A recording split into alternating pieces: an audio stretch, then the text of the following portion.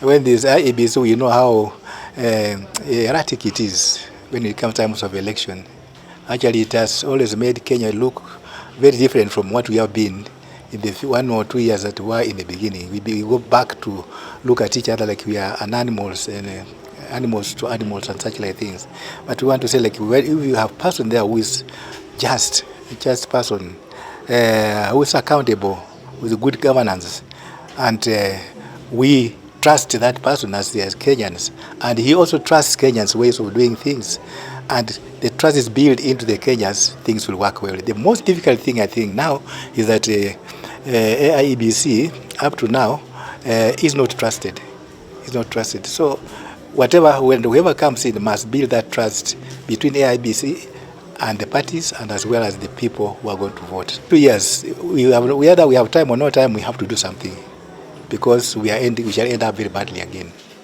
So we want to ask whoever takes over, we should make it seriously, so that we end up with something very positive on our sheet of going to elections, so that it can work in a way that people will be contented with what they will have voted for and what they will have done.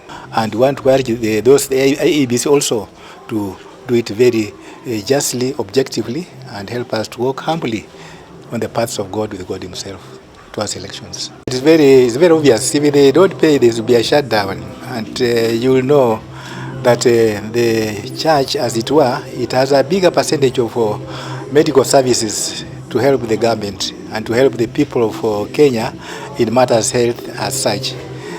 Most of our services are more, especially voluntary, because it's not the payments that they get in the government that they get, and it's not any advantage that the government has out of the taxes and the revenues that they get that we have. So we depend on that, our relationship, and how we encourage people, and how we did encourage the people also to enter into the bodies like NHIF, and also how they have entered into the share system, so that whatever they are helped from there after their treatment can also go on, can be turned into further development of their own facilities of health services within the dioceses and our mission hospitals.